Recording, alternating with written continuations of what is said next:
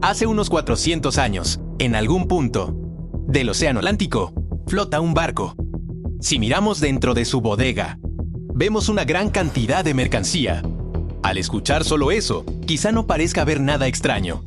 Sin embargo, aquella mercancía acumulada en la bodega eran seres humanos. Ese barco era una nave dedicada a la trata de esclavos que viajaba desde África hacia América. Las personas negras esclavizadas, capturadas en África, eran empujadas al fondo oscuro y sucio del barco, y allí sufrían un destino inimaginablemente cruel. En este video hablaremos de la tragedia que ocurrió dentro de aquellos barcos de trata. Para ser sincero, dudé si debía convertir este tema en un video, pero como canal que trata la historia mundial, decidí que no. Debía huir de este tema y que tenía que explicarlo con seriedad. Si no soportas los temas oscuros y pesados, te recomiendo detenerte aquí.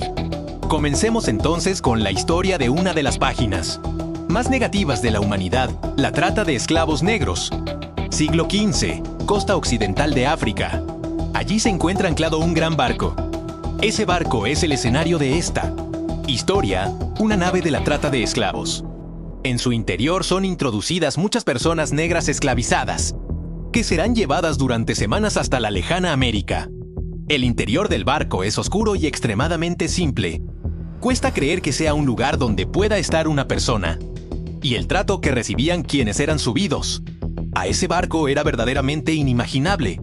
Por supuesto, no existían comidas agradables. Si enfermaban, tampoco recibían un tratamiento suficiente. Además, no existía nada que pudiera llamarse libertad. Y cuando digo que no tenían libertad, no me refiero a alto. Cosas como no poder salir a cubierta por voluntad propia, o no poder bañarse cuando quisieran. No era un problema de ese nivel. Las personas esclavizadas que iban en esos barcos ni siquiera tenían la libertad de mover el cuerpo con normalidad. Existe un documento que permite entenderlo muy bien. Miren esto, es una imagen del interior de un barco visto desde arriba. Al principio parece que hay un dibujo complejo grabado dentro de la nave, pero si observamos con atención, todos esos dibujos son seres humanos. De esta manera, las personas esclavizadas eran cargadas sin dejar espacios entre ellas. Se las obligaba a vivir en un ambiente donde ni siquiera podían darse la vuelta al dormir. Esta era la vida diaria dentro de los barcos de trata. Una de las páginas más oscuras de la historia humana. Uno quisiera pensar que algo así solo ocurre en los cómics o en las películas, pero esto fue un hecho real, cometido en el pasado por seres humanos iguales a nosotros. Entonces, ¿por qué comenzó a hacerse algo así? Veamos el origen de la trata de esclavos. El punto de partida fue el descubrimiento de América, cuando Cristóbal Colón llegó al continente americano el 12 de octubre de 1492. En América Central y del Sur comenzaron a expandirse grandes plantaciones de azúcar, algodón y otros productos, impulsadas por España y Portugal, para cultivar enormes extensiones de tierra. Hacía falta una gran cantidad de mano de obra, pero muchos pueblos indígenas fueron asesinados por la invasión de españoles y portugueses. Además, las enfermedades traídas desde Europa provocaron una cantidad devastadora de muertes. Por eso, en los territorios ocupados de América empezó a faltar mano de obra. En esa situación, los comerciantes pusieron sus ojos en las personas negras esclavizadas. Se pensaba que estaban acostumbradas a los climas cálidos y que tenían cuerpos resistentes. Así nació el comercio triangular. Desde Europa se enviaban armas de fuego a África. Desde África se enviaban personas negras esclavizadas a América. Y desde América se enviaban a Europa materias primas como azúcar y algodón. La trata de esclavos de la que hablamos hoy se encontraba justo en la parte intermedia de ese circuito. Por eso también se la conoce como el pasaje medio. A veces se dice que la navegación de barcos de trata organizada por países europeos comenzó con Portugal en el siglo XVI. Pero en realidad, ya en el siglo XV, Portugal y España realizaban capturas de esclavos en la costa occidental de África. Ahora bien, ¿qué imagen les viene a la mente al escuchar la expresión captura de esclavos? Quizá imaginen a hombres blancos llegados de Europa, entrando con armas, atacando a personas negras africanas. y a la población africana temiendo a los europeos. Sin embargo, en aquella época, los africanos no temían únicamente a los europeos. Miren esta imagen, es una representación de la captura de esclavos en el continente africano. Al observarla, vemos que quienes realizan la captura no son blancos, sino africanos, igual que las personas esclavizadas. ¿Por qué africanos capturaban a otros africanos? Quizá uno piense que seguramente los europeos los amenazaban y los obligaban a hacerlo. Por supuesto, situaciones así también ocurrieron con frecuencia. Pero al comienzo de la captura de esclavos, hubo africanos que participaron por voluntad propia. Esas personas eran miembros de las familias reales negras de África. En el siglo XV, los reinos africanos negros mantenían guerras frecuentes entre países y tribus. Los prisioneros de guerra y los habitantes de los territorios ocupados eran convertidos en esclavos y tratados como botín. Cuando llegaban los barcos comerciales de Portugal y España, esos reinos africanos buscaban armas de fuego europeas. A cambio, ofrecían personas negras esclavizadas como mercancía. Después, con las armas obtenidas al vender esclavos, vencían en guerras contra otros reinos africanos. Así conseguían más esclavos y luego volvían a venderlos a los países europeos como productos de comercio. De esta forma, al principio no fueron necesariamente los blancos quienes iniciaron activamente la captura de esclavos. Los miembros de familias reales negras africanas, que tenían pocos productos para comerciar, capturaban esclavos por iniciativa propia, para obtener armas europeas superiores. Con el tiempo, los comerciantes europeos de esclavos también empezaron a realizar capturas por su cuenta. Así se formó la imagen de la captura de esclavos que muchas personas tienen hoy. Además, al principio esas capturas se realizaban solo en la costa occidental de África. Pero cuando la población de la costa empezó a disminuir, el daño se extendió hacia el interior del continente. Finalmente, las capturas llegaron a abarcar una amplia zona, desde el sur de África hasta la costa oriental.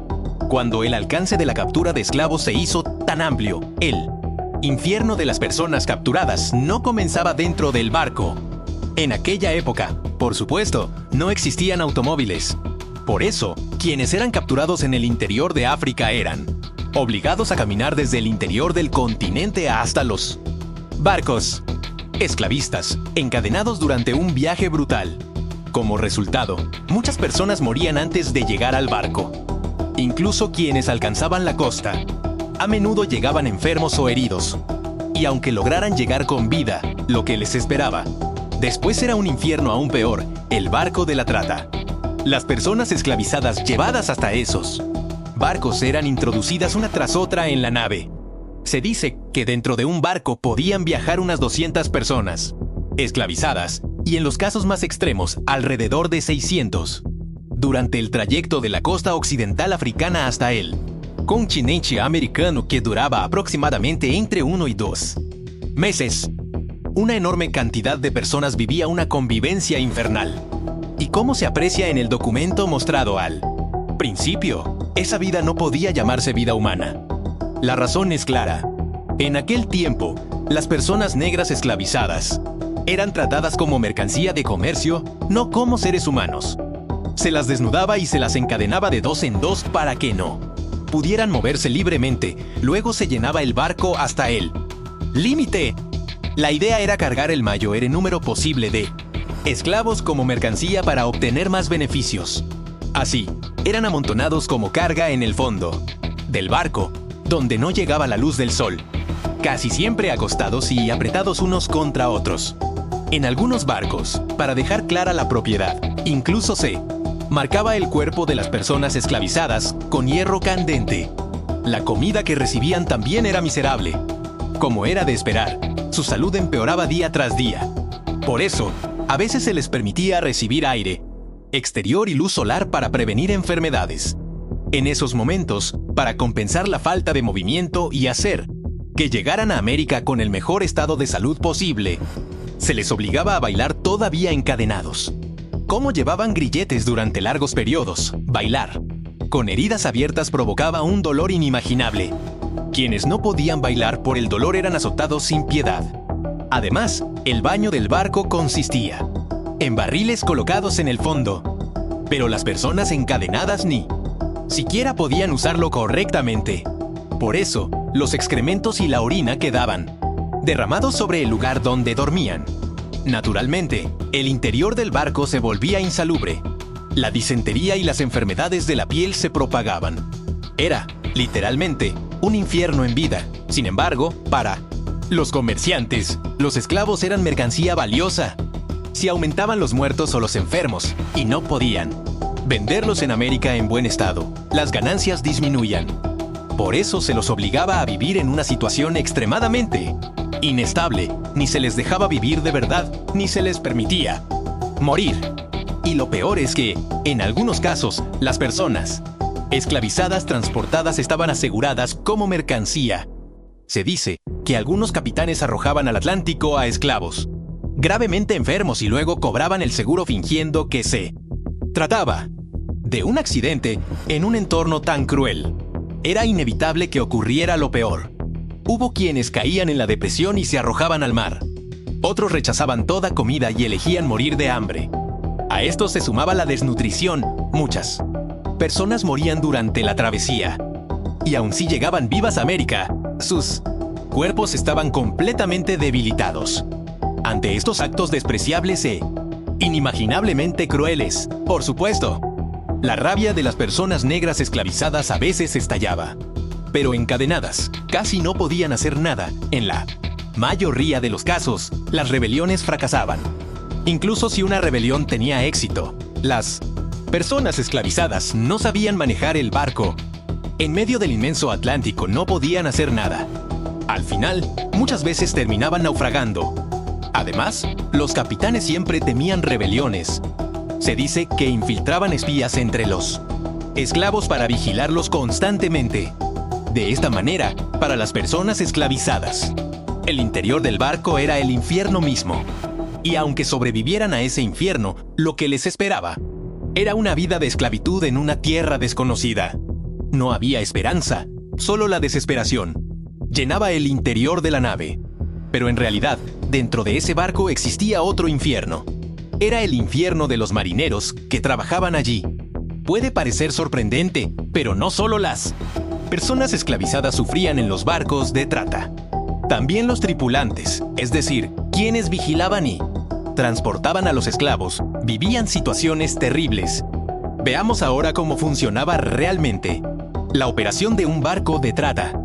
Primero estaba el propietario de la nave. Ese papel correspondía a nobles o comerciantes ricos. Pero ellos solo subían al negocio porque querían ganar dinero. No tenían la habilidad para manejar un barco ni el conocimiento necesario para sobrevivir a una travesía dura. Por eso, el propietario comenzaba buscando un capitán competente y con experiencia. Una vez elegido el capitán, el trabajo del propietario prácticamente terminaba. Después, el capitán debía buscar oficiales de navegación, médicos y marineros. Así se reunía la tripulación de un barco de trata. El capitán, encargado por el propietario de seleccionar a la tripulación, buscaba oficiales y un médico. Según se dice, su salario era más bajo que en otros barcos comerciales. Pero a cambio, podían recibir grandes comisiones según el número de esclavos que lograran transportar con vida. Así quedaban reunidos el capitán, los oficiales y el médico. Pero con eso no bastaba para transportar a cientos de personas esclavizadas. Todavía hacía falta mucha más tripulación. Sin embargo, en aquella época casi nadie quería convertirse en tripulante de un barco de trata. La razón era que los rumores sobre el trabajo brutal de los marineros en esos barcos ya se habían extendido entre la población. Todos intentaban evitarlo. Además, los marineros de los barcos esclavistas recibían salarios bajos y no obtenían comisiones. Era imposible que alguien quisiera ese trabajo. Por eso, los marineros de los barcos de trata solían reunirse entre personas endeudadas o criminales. Pero como era un trabajo tan impopular, muchas veces ni siquiera se conseguía suficiente gente. En esos casos, el capitán engañaba con palabras hábiles alto personas ignorantes o jóvenes para convertirlos en marineros. O se aliaba con tabernas y posadas hacía que ciertos hombres bebieran mucho, gastaran dinero en diversiones nocturnas y terminaran endeudados. Luego los obligaban a trabajar como marineros para pagar la deuda. Así, los barcos de trata eran operados por un capitán, oficiales superiores como navegantes y médicos, y unos 30 marineros reunidos muchas veces a la fuerza. Ya antes de zarpar, se puede entenderlo. Terrible que era la situación de esos marineros. Pero lo realmente aterrador comenzaba después de salir al mar. Tras zarpar, el trabajo de los marineros empezaba subiendo alto. Las personas esclavizadas a cubierta y dándoles el desayuno. Mientras ellas comían, los marineros limpiaban el fondo del barco, cubierto de excrementos y orina. Y cuando las personas esclavizadas se reunían en cubierta, existía el riesgo de rebelión. Por eso, los marineros tenían que vigilar con extrema atención y no podían bajar la guardia. Después seguían las tareas de navegación y la preparación de la comida. Los marineros no tenían tiempo para descansar. Ni siquiera se les preparaba un lugar donde dormir. Se veían obligados a dormir en la cubierta, y lo que más temían esos marineros era la presencia del capitán. Cuando el barco estaba en alta mar, si el capitán consideraba que los marineros trabajaban mal, los azotaba sin piedad. También controlaba estrictamente la comida y el agua, sin darles suficiente. Incluso podía golpearlos sin una razón especial. Dentro de un barco de trata, aislado del mundo exterior, el capitán era una especie de dictador absoluto con todo el poder. Así, aunque los marineros recibían un trato algo mejor que las personas esclavizadas, para el capitán eran tratados casi como esclavos. Durante los casi 2 meses hasta llegar al continente americano, tenían que soportar una situación miserable. Finalmente, cuando el barco llegaba a América y desembarcaba, a los esclavos cargaba productos comerciales para Europa, como azúcar y algodón, y emprendía el viaje de regreso. Pero ese momento era el verdadero infierno para los marineros.